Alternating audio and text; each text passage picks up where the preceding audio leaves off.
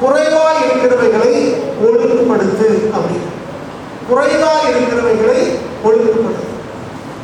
ஆங்கிலத்தில் setting order அப்படின்னு பைபிளில் போட்டு குறைவாய் இருக்கிறவைகளை ஒழுங்குபடுத்து. பைபிள் வாசம்னா ஆண்டவர் யாரையும் ஆசிரியருக்கு முன்னால உன் பாவங்கள் மன்னிக்கப்பட்டது அப்படின்னு சொல்றதை பார்க்கலாம். ஒரு வியாதியா இருக்கலாம், எதுவா இருந்தாலும் சரி, ஆண்டவர் பாவம் மன்னிக்கப்பட்டதுன்னு சொல்றாரு. இந்த பாவம் தான் பலவிதமான பிரச்சனைகளுக்கும் பலவிதமான தடைகளுக்கும் காரணமா இருக்கு. இந்த பாவம் அப்படிங்கிறத பல நேரங்களில் சிலர் பாவங்கிறத உணருது. நம்ம பாவம்னா எதை நினைக்கிறோம் அப்படின்னா, இன்னைக்கு பேப்பர்களை வர அளவுக்கு எது நடக்கும் அதுதான் நம்ம பாவம். வேத வசனத்திலே வாசிக்கும் போது தவறான சிந்தனை கூட பாவம் தான் அப்படின்னு, சோர்வா இருக்கிறது கூட பாவம் தான் சொல்லுது, அசதியா இருக்கிறத பாவம்னு சொல்லுது. கர்த்தர் செய்ய சொன்ன செய்யணும்னா அல்லது செய்ய சொல்லாத செஞ்சோம்னா அதை கூட பாவம் தான் வாசிக்கணும். அப்ப பாவங்கிறது வித்தியாசமா இருக்குது.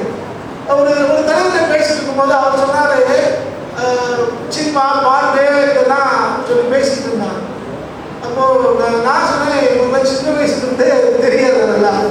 ஆளுநர் ஏற்றுக்கொண்ட ஆளுகள் இருந்து 7வது 8வது படிக்கிறது அதெல்லாம் எனக்கு தெரியாது. நீங்கள் சொல்றது பேப்பரில் வந்து ஒரு சில சினிமா நடிகர் திறமையுடைய சினிமா கலைஞர்களுக்கு தெரியாது. அப்போ ஆச்சரியம், சினிமாவில் பார்க்க மாட்டீங்களா அப்படின்னு. நான் வந்து சாதாரண ஆளுகளே இல்லை, என்ன பெரிய ஆளுகளுக்கு பேசுவாங்க. ஏன்னா அவங்களுடைய பார்வையில சினிமா பார்க்கறது தப்பு இல்லைன்னு ஒரு சிலர் நினைச்சுக்கிறாங்க. பட் அதில் இருக்கிற பின்னணியை நமக்கு தெரியும். அதனால நம்ம ஊரில் இருக்கிறவர்கள் ஆவிக்குரியவங்க அதை பார்க்க வேண்டாங்க. இப்படி ஒவ்வொரு இடத்துலையும் எதை தப்பு எதை தப்பு இல்லைன்னு மாற்றி மாற்றி சுயத்துல அவங்களுக்கு ஏற்றபடி பல பேர் பேசுறாங்க. வேதத்தின்படி நம்ம பார்த்தோம்னா கோபப்படுறதே முதல்ல இருந்தாங்க. நீங்க பைபிள பாருங்க, தன் சகோதரனை பழைய ஏற்பாடுல கொலை செய்யலாம் பாவம், புதிய ஏற்பாடுல தன் சகோதரனை மூடனே சொன்னாலே என்னதான் முட்டை மேலே அப்படின்னு சொன்னாலே என்னதுமா பாவம். நம்மள எப்படி எல்லாம் பேசுறோம் கொஞ்சம் யோசிச்சு பாருங்க. பிள்ளைகளுக்கு பேசுறோம், மற்றவங்களுக்கு பேசுறோம், அதுவே பாவம் தான் சொல்றோம். அப்போ நம்ம சொற்கள்ல நம்முடைய சிந்தனையிலே சில காரியங்களை சரிப்படுத்தவர்களாக இருக்கிறது.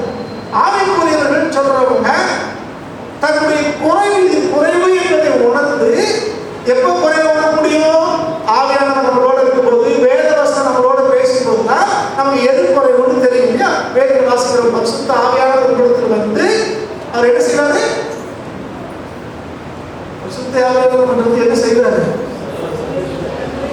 சகல சத்தியங்கள் நடத்துவார். அதுவும் பக்கம் பைபிள் என்ன சொல்றது? அவர் நீதியை குறித்தும் நியாயத்தை குறித்தும் கண்டித்து உணர்த்துவாங்க போடுறது. அப்ப ஆவியானவர் வந்தாதான் நமக்கு இது பாவம், இது குறை, இது நீதி, இது அநீதி நமக்கு தெரியும். அந்த அளவுக்கு நடத்துறவர் நமக்கு ஆவியானவர். இந்த ஆவியானவருடைய சத்தத்துக்கு நம்ம செவி கொடுக்கிறோம்னா, நம்ம எவ்வளவு பெரிய அகால பாதாளத்தில் இருந்தாலும் எவ்வளவு பெரிய குறைவுகள் இருந்தாலும் அதை நம்ம பெருசா வைக்கவே மாட்டோம். நம்ம முதல்ல குறைவுகளை நம்ம உணர வேண்டியவங்களாக நம்ம இருக்கிறோம். இந்த குறைவுகள் ஒழுங்குபடுத்தப்படும் போதுதான் தேவ திட்டம், தேவ சித்தம் நம்ம வாழ்க்கையிலே நிறைவேறும். இப்போ வேதத்திலிருந்து சில காரியங்கள் தியானிக்கலாம். முதலாவதாக பரிசுத்த பவுலடிகளார் தீத்துவுக்கு எழுதிய கடிதம் 1ஆம் அதிகாரம் 5வது வசனத்தை வாசிக்கிறோம். நீ குறைவாய் இருக்கிறவர்களை ஒழுங்குபடுத்தும், நான் உனக்கு கட்டளையிட்டபடியே பட்டணங்கள் தோறும் மூப்பரை ஏற்படுத்தப்படிக்கும். இப்போ பவுலும் தீத்துவும் கிரேத்தாத்தீவுக்கு ஊழியத்துக்கு போறாங்க. அங்க ஊழியம் செய்யறாங்க. ஊழியம் செஞ்சு முடிச்ச பிறகு பவுல் வேற இடத்துக்கு ஊழியத்துக்கு போறாரு. ஆனா இந்த தீத்துவ கூட கொண்டு போகாம நீ கிரேத்தாத்தாவிலே இரு அப்படின்னு அவர் கட்டளை கொடுக்கிறார். அன்னைய விட்டுட்டு வந்தார். எதுக்கு விட்டுட்டு வர்றாருன்னா, குறைவாய் இருக்கிறவர்களை ஒழுங்குபடுத்தும்படிக்கு அப்படின்னு. குறைவாய் இருக்கிற ஒழுங்குபடுத்தும்படியாக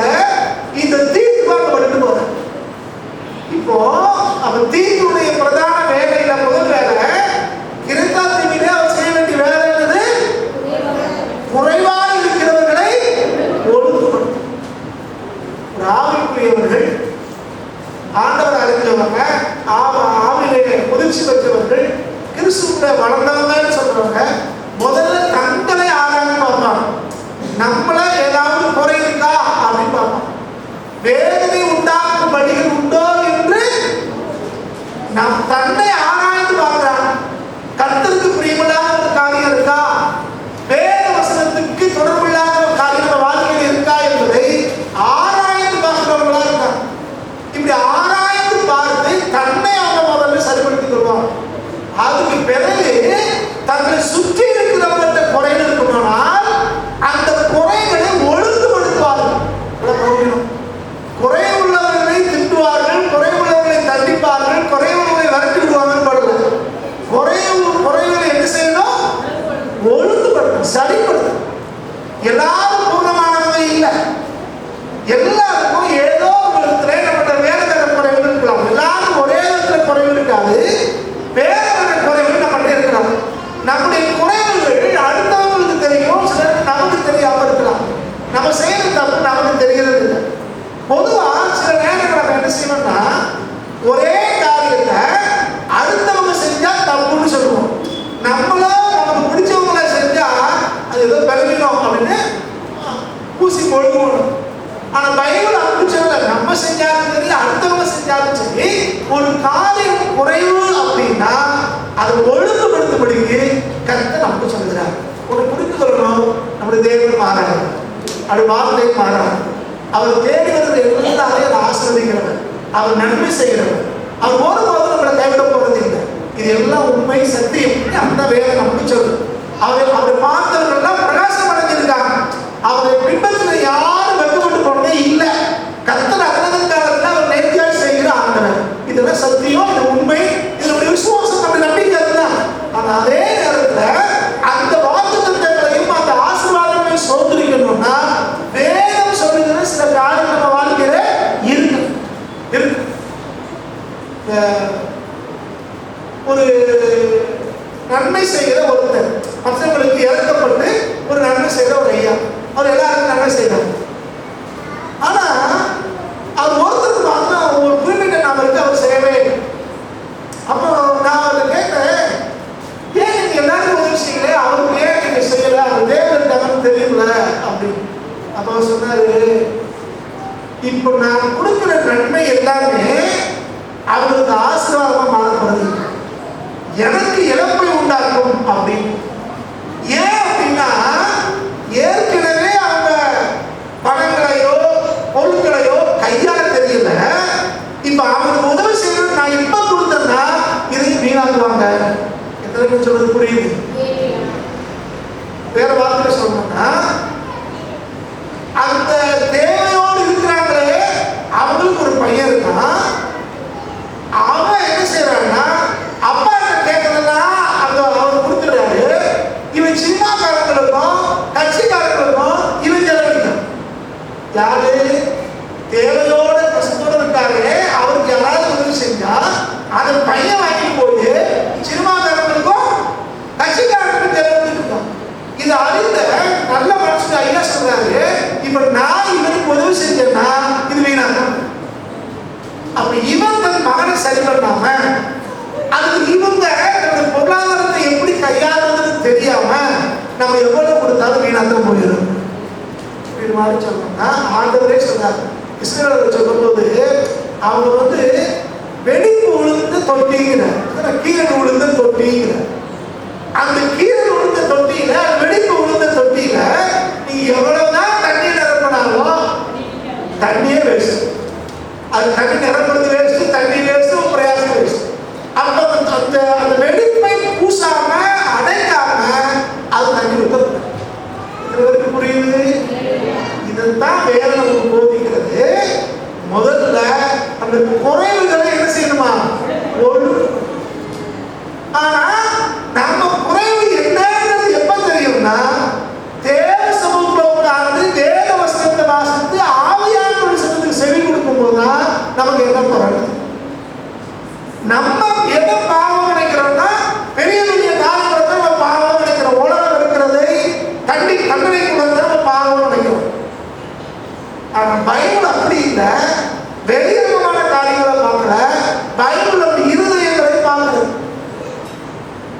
ஒரு அகங்காரமா பேசினா கூட, துடிப்பாய் பேசினா கூட, மற்றவங்களை இகழ்ந்து பேசினா கூட அதை கூட வேதம் என்ன பார்க்குது? பாவம். இதை விட இஸ்ரவேலை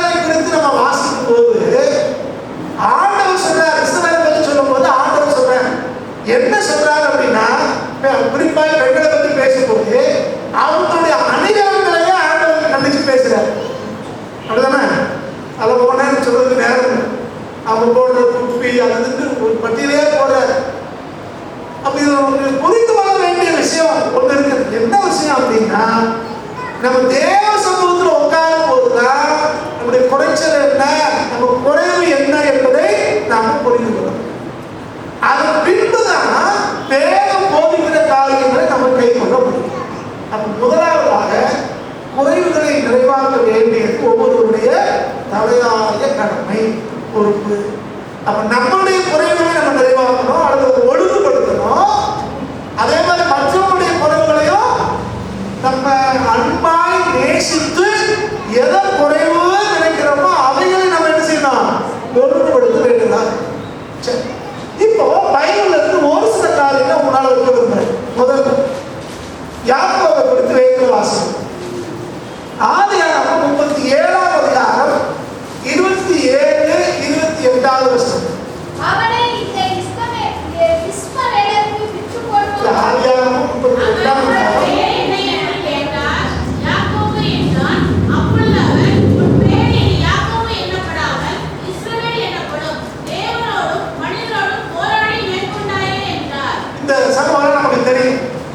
யாக்கோபு முதல்ல தன்னுடைய சகோதரனை ஏமாற்றினார், தகப்பனை ஏமாற்றினார். அவர் பேரே யாக்கோபு. யாக்கோபுனால இருந்தார் எத்தன் ஏமாத்துறவர் அர்த்தம். இந்த தகப்பனையும் சகோதரனை ஏமாத்திட்டு தாய்மாமா வீட்டுக்கு போறாரு. அங்க போனா அவர் இவரை ஏமாத்துறாரு, பெருசதை அப்படியே அழுகிறாரு. இவர் திருப்பி 14 வருஷம் கடின உடலுக்கு பின்னால இவர் திரும்ப வர்றாரு. திரும்ப வரும்போது இவருக்கு பயம் உண்டாகுது. இப்ப இப்படி ஆடு மாடுகள் கொண்டு மனைவிமாறு வேலைக்காரங்க எல்லாரும் கொண்டு வரும்போது அவங்க 2 பங்கா பிரிச்சிடுறாரு.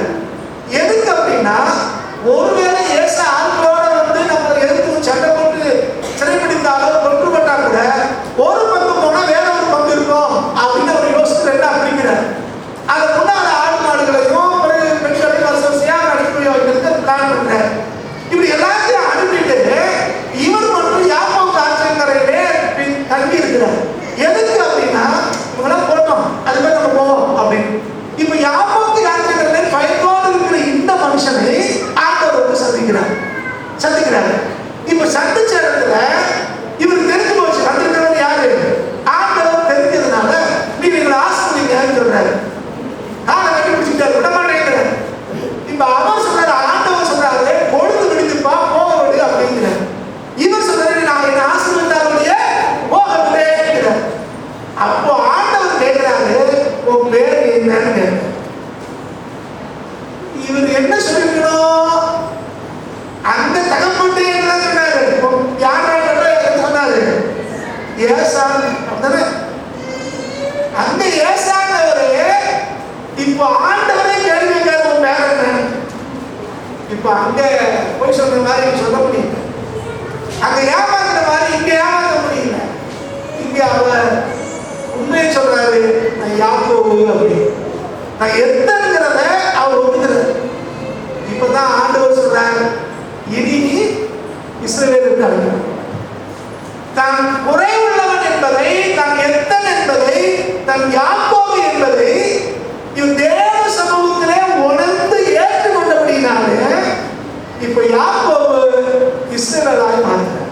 ஒரு தனிப்பட்ட எத்தன் ஒரு தேசமாக மாறுகிறார். நம்ம குறைவுகளை உணர்ந்து அதை ஒழுங்குபடுத்தணும்னா தனிநபராக இருக்கிற நம்ம கர்த்தர் தேசங்களாய் மாற்றினார். இன்னைக்கு குறைச்சலோடு இருக்கிற தேவையோடு இருக்கிற நம்மை தேவன் பெருங்கூட்டமாய் ஆசிரியப்பட்டவர்களாய் மாற்றுவார். அவங்க அடிப்படையில் முதல்ல என்ன செய்யணும், தன்னுடைய குறைவுகளை ஏற்றுக்கணும். இதுக்கு பல நேரங்கள்ல அடுத்தவங்க குறைவு சொல்ற நம்ம குறைகளை நம்ம ஏற்றுக்கொள்வதே கிறிஸ்தவ வாழ்வினுடைய ஒரு அடிப்படை என்ன அப்படின்னா, தான் செய்த தவறை ஏற்றுக்கொண்டு அதுல மனம் திரும்பி ஆண்டவரை பின்பற்ற.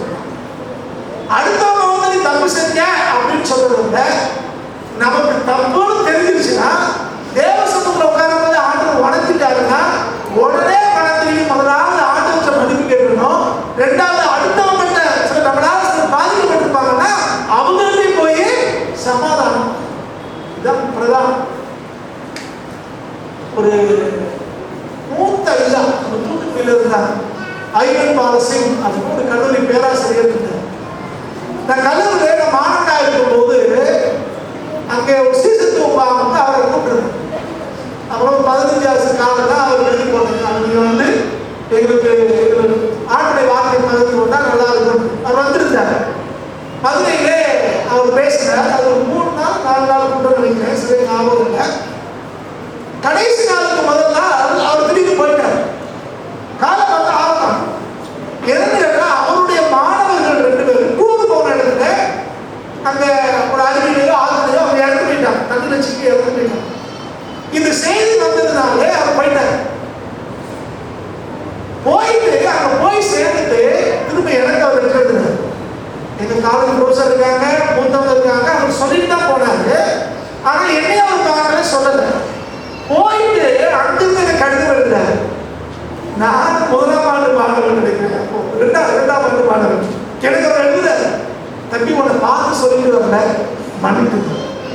இப்படி அவசரம்னாலே இரவோடு இரவாய் புறப்பட்டு வந்து விட்டேன் அப்படின்னு நான் யோசிச்சு பார்க்கிறேன்.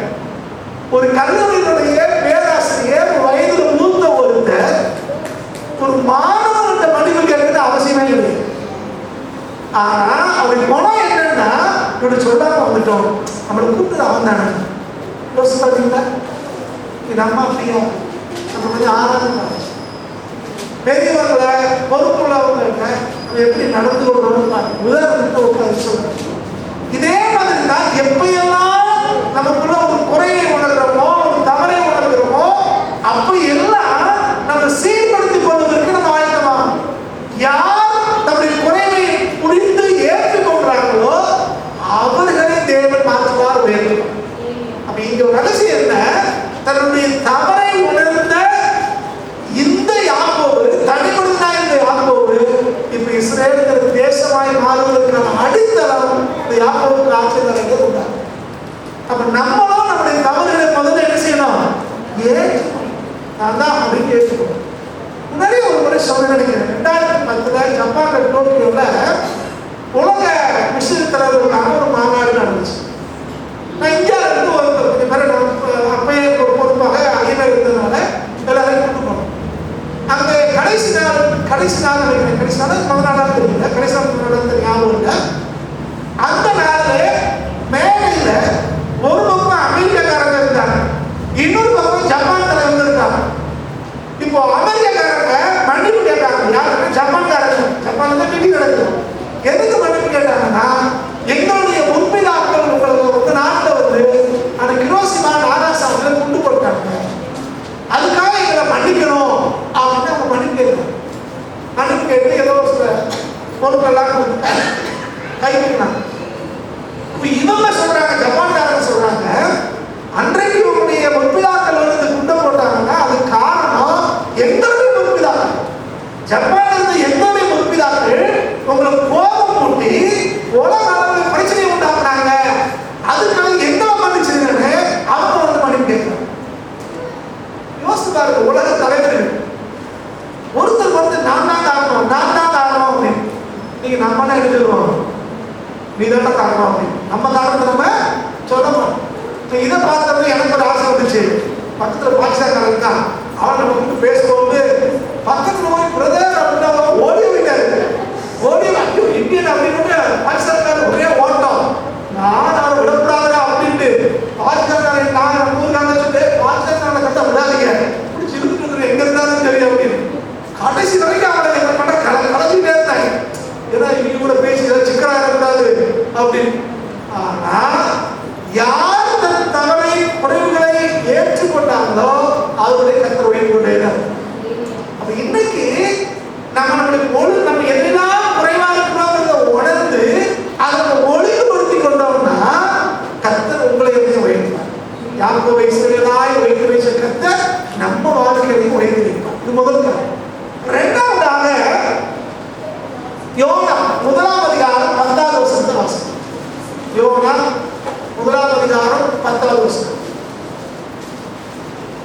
அவன் தன்னுடைய சம்பத்திற்கு விலகி ஓடிப் போகிறவன் என்று தங்களுக்கு அறிவித்ததினால் அந்த மனுஷன் மிகவும் பயந்து அவனை நோக்கி, நீ ஏன் இதை செய்தாய் என்றார்கள். இங்க யோனாவை பத்தி பார்க்கணும். யோனாவுடைய சம்பளம் நமக்கு தெரியும்.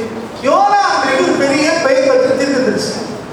ஆண்டவர் அவரை கூப்பிட்டு, நீ நினிவேல போய் அங்குள்ள மக்களுக்கு புத்தி சொல்லு, அவங்க ஒழுங்கு இல்லாமல் இருக்காங்க, அவங்களை போய் எச்சரி என்று ஆண்டவர் அழைக்கிறார். ஆனா இவர் யோசிக்கிறாரு, இந்த குறை உள்ளவர்களை போய் நம்ம ஒழுங்குபடுத்தணும்னு போய் சொன்னோம்னா அவன் எடுத்துக்குவானா? அவன் நம்ம சென்னைக்கு வந்தா என்ன செய்யுது, நம்மளை அடிச்சா என்ன செய்யுது, அது இது வரைக்கும் நல்லது பேர் வாங்கி இருக்கிறோம், இப்ப இவன்கிட்ட போய் சொன்னா என்ன குறை சொல்றேன்னு நிறுவாங்களோ, பல சிந்தனையில இவர் நினைவேக்கு போகாமல் தரிசி கப்பல் இருக்கிறார். இவன் போகும்போது அந்த கடல் கொந்தளிக்கிறது, கப்பல் ஆட ஆரம்பிக்கிறது. இவர் போய் என்ன பண்ணிட்டார், நேரம் கீழே போய் அடித்தட்டுல படுத்துட்டார். இப்ப கப்பல் கவுந்துரும் அப்படின்னு நினைச்சு கப்பல்ல பாரமா இருந்த எல்லாத்தையும் தூக்கி கடலை போடுறாங்க. ஒவ்வொரு பொருளா போட்டாங்க. பொருளெல்லாம் எடுத்து பண்ணாச்சு. இப்ப ஆட்கள் மட்டும்தான் இருக்காங்க. ஆனாலும் கடல் கொந்தளிப்பு அடங்கல, கப்பல் ஆடுறது அடங்கல. இப்ப என்ன செய்யுது, இப்ப கப்பலுடைய தலைவர்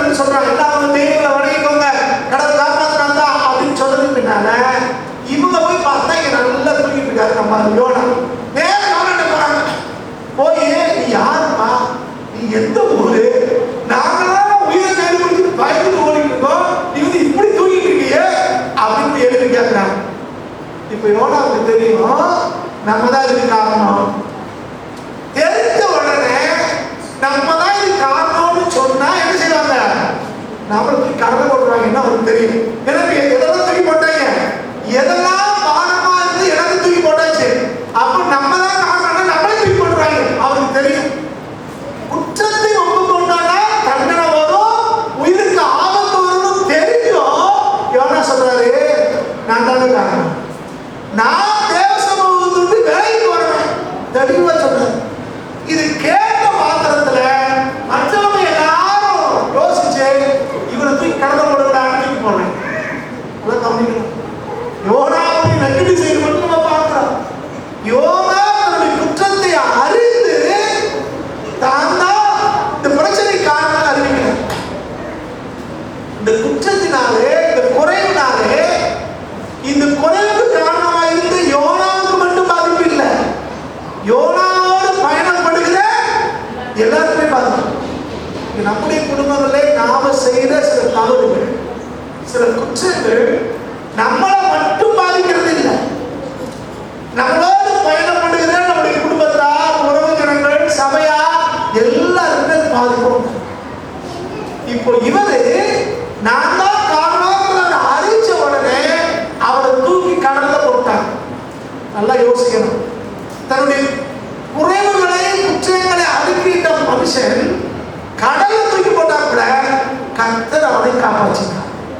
யோனா மட்டும்தான் காப்பாற்றினார், கப்பல போனவங்களெல்லாம் காப்பாற்றினார். நினைவே பட்டணத்தை அவர் காப்பாற்றினார். நினைவே பட்டணத்தை வார்த்தையை கேட்டு அவங்க தங்களை ஒழுங்குபடுத்திக் கொண்டபடினாலே அவர்களும் காப்பாற்றப்பட்டார். அப்போ நம்மளுக்கு ஒரு குறைவு வரும்போது, ஒரு குற்றம் இருக்கும்போது, தேவ சமூகத்துக்கு விலகி ஓடுறாங்க உணரும் போது நம்ம அதை அறிக்கையிட்டு நம்மளை சரிப்படுத்திக் கொள்ளணும். நம்ம செஞ்ச தப்ப நம்முடைய மீறலை சொன்னா நம்மளை கொன்றுவாங்க அப்படின்னு தெரிந்து கூட தைரியமாய் உருவான யோனா சொல்லியிருக்கிறாங்கன்னா இன்னைக்கு நம்முடைய குறைவுகளை, குற்றங்களை அறிக்கிறதுல தப்பு. சின்ன என்ன சொல்றோம், ஐயோ நான் தான் காரணம்னு சொல்லிட்டு நம்மளை எழுதிருப்பாங்களோ அப்படின்னு. நம்ம வீட்டில் சின்ன பிள்ளைங்க திடீர்னு ஏதாவது தூக்கி போட்டு உடைச்சிடும். யார் உடைச்சா அவங்க எந்த பிள்ளை போய் அமைதியா இருக்கு, எனக்கு தெரியாது, எனக்கு தெரியாது உடைச்ச பிள்ளையே சொல்லும். ஏன்னா அவங்க என்ன நினைப்பாங்க, நான் தான் உடைச்சேன்னு சொன்னா அம்மா போயிட்டு திட்டுவாங்க, அடிப்பாங்க. ஏன்னா நம்ம அப்படிதான் வளர்த்துறோம். நம்ம வளர்க்கும் போதே எப்படிதான் ஒரே அடிதான், நம்ம தூங்க போட்டு அடிச்சு வெளுத்துருவோம். ஏன் இது நடந்துச்சு பிள்ளைங்க கேட்டு புத்தி சொல்லி இனிமே இப்படி செய்யாத அப்படின்னு சொல்லி கொடுத்துருந்தோம்னா அது ஒழுங்குமுறையா பின்னல வளரும், அது உண்மையை சொல்லும். எதுவும் இங்க உடைச்சிட்டாங்க முதல்ல அடிச்சதுனால அடுத்த நாள் எதை உடைச்சாலும் சொல்லுவாங்க. இப்படிதான் நம்மளும் நினைச்சிட்டு நம்ம தப்பு சொன்னா யாரு என்னப்பா நம்மளை ஏற்றுவாங்களா மாட்டாங்களா, நம்மளை எதுவும் சொல்லுவாங்களோ பல நேரங்களை யோசிக்கும். ஆனா சத்திய வசனத்தின்படி தன்னுடைய குற்றங்களை யார் அறிக்கையிடுறாங்களோ, தன்னுடைய குறைவுகளை யார் அறிக்கையிடுறாங்களோ, யார் தான் பிரச்சனை காரணங்களை அறிக்கையிட்டு தன்னை சரி கொடுத்து நினைக்கிறாங்களோ அவர்களை தேவன் பாதுகாக்கிறார். அவர்கள் நிமித்தமாய் பாதுகாப்புக்குள்ளான சகல ஜனங்களுக்கும் அவர் பாதுகாப்பை கட்டளையிட்டார். புரியுதா? முதல்ல பார்த்தோம், தன்னுடைய குறைவை அறிக்கையிட்ட ஒரு யாக்கோபை, ஒரு தனிநபரை கர்த்தர் உத்தேசமாக மாற்றுகிறார். இங்க பார்த்தோம், தன்னுடைய குறைவை சொன்னா, குற்றங்களை சொன்னோம்னா சாவரோ என்று தெரிந்தோ அதை ஏற்றுக்கொண்டபடினாலே இந்த சாக வேண்டியதாய் மற்றவங்க யோசிக்கிற அந்த யோனாவும் சரி, உயிர் பயத்தோடு இருந்த கப்பல் பயணிகளும் சரி, ஆண்டவர் ஏற்கனவே சொல்லியிருந்த நினைவே பட்டதாலும் சரி, எல்லாரும் காப்பாற்ற மாட்டாங்க. இன்னைக்கு நம்முடைய குற்றங்களை தேவ சமூகத்தில் அறிக்கையிட்டு நம்மளை சரிப்படுத்தி கொண்டோம்னா நம்ம மூலமா இன்னைக்கு ஆபத்தில் இருக்கிற பல பேருக்கு, மரண நோய்க்கு ஓடிக்கொண்டிருக்கிற பல பேருக்கு ரட்சிப்பு விடுதலை. புரியுது முடிக்கிறீங்களா? இன்னும் ஒரு சம்பவத்தை பார்க்கலாமே. இப்போ லூக்கா 19ஆம் அதிகாரம் 8வது வசனம் தெரிஞ்சது. லூக்கா 19:8.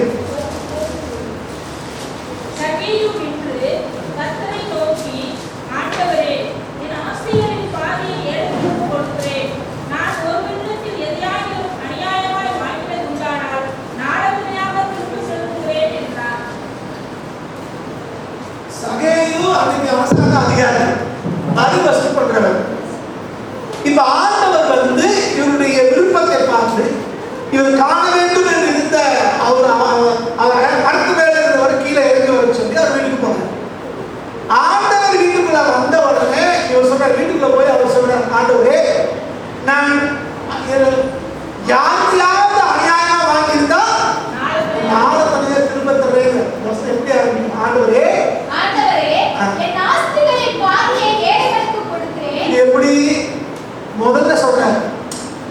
சம்பாதிச்சு வச்சிருக்கேன், இதுல பாதி யாருக்கு கொடுத்துறேன்?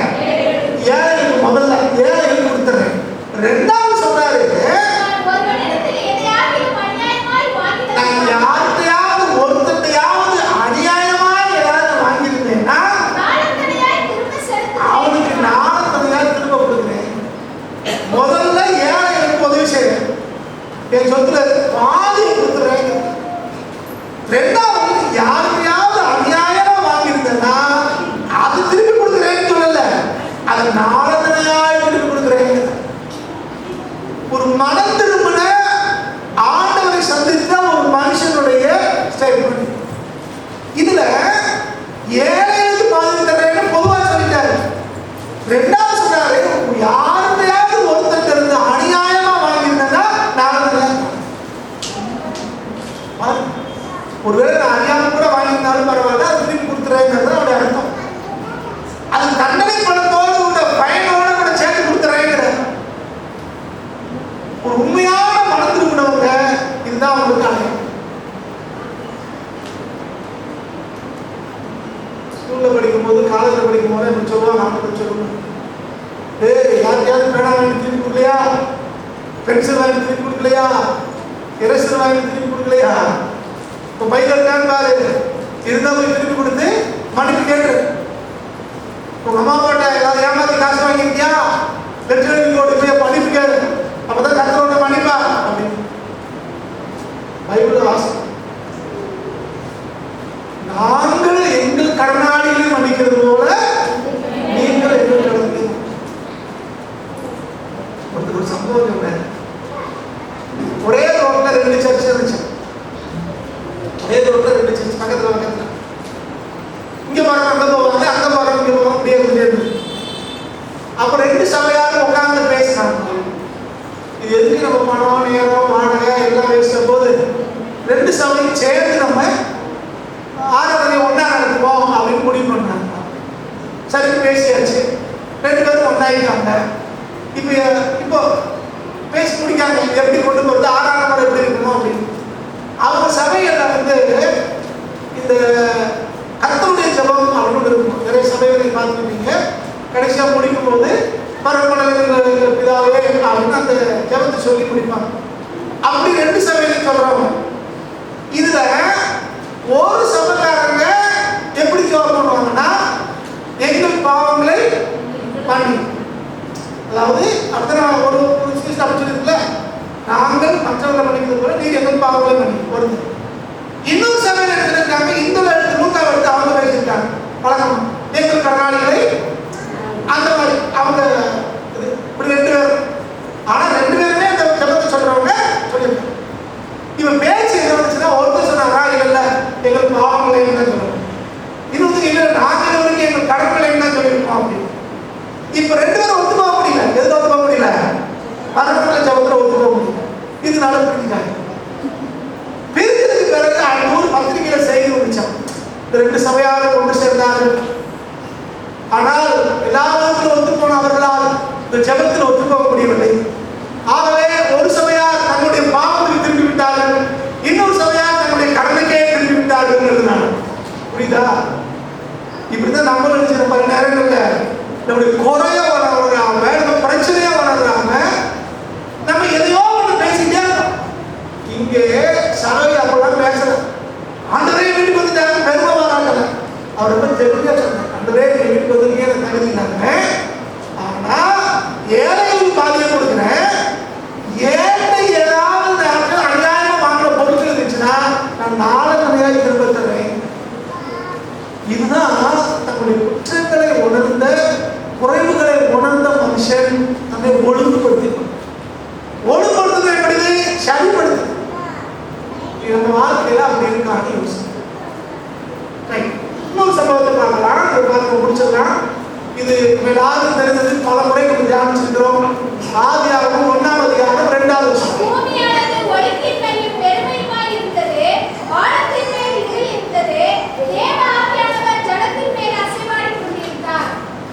ஆண்டவர் சிருஷ்டித்தார், பிசாசு அவர்களுக்கு போட்டார்.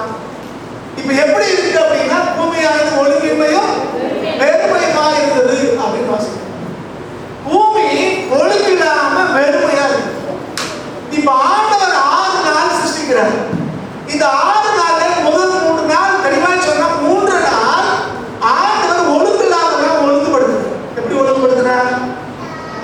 மனுஷனை கொண்டு வந்தார், இருளையும் வெளிச்சத்தையும் பிரித்தார், ஜலத்தை பிரித்தார், ஜலத்தையும் பூமியும் பிரித்தார், வானத்தை பூமி பிரிச்சாரு. இப்படி எல்லாத்தையும் ஆண்டவர் ஒழுங்குபடுத்தினார்.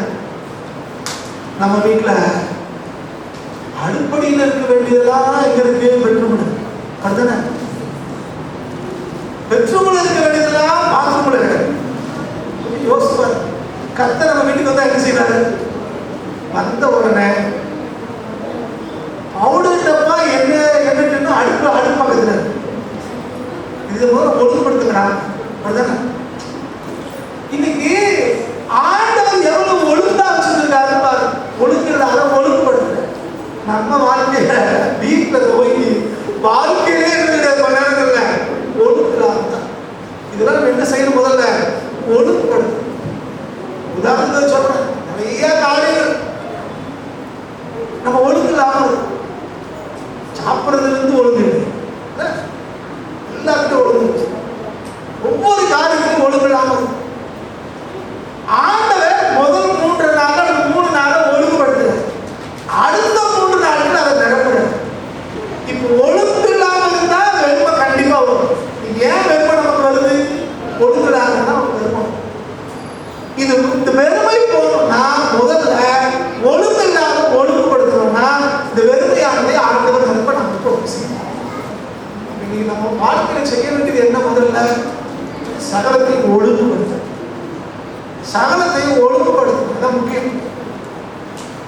நம்முடைய வாழ்க்கையில குறைவுகளை ஒழுங்குபடுத்தலைன்னா தேவனுடைய நிறைவான ஆசீர்வாதத்தை நம்ம இது எப்ப நம்ம ஒழுங்கலாம இருக்குன்னு தெரியும்னா தேவ சமூகத்தில் உட்கார்ந்து வசனத்தை வாசித்து ஆவியானவருடைய சத்தத்துக்கு நம்ம இடம் கொடுக்கும் போதுதான் நம்ம எங்கெல்லாம் குறைவா இருக்கணும். நம்ம எப்படி இருக்கோம்? கொஞ்சம் யோசனை. பல நேரங்களிலே நம்ம ஒழுங்கலாம், பல நேரங்களிலே நம்ம குறைவுகள் தான் இருக்கோம், குற்றங்கள் இருக்கும், தவறுகள் இருக்கும். இதை சரிப்படுத்தினால்தான் ஒரு நிறைவை நீங்கள் இன்னைக்கு கொஞ்ச நேரம் நம்ம ஜோம் ஆண்டவரே எதுல எல்லாம் குறைவுள்ளவங்க இந்த குறைவை ஒழுங்குபடுத்த எனக்கு செய்யும்.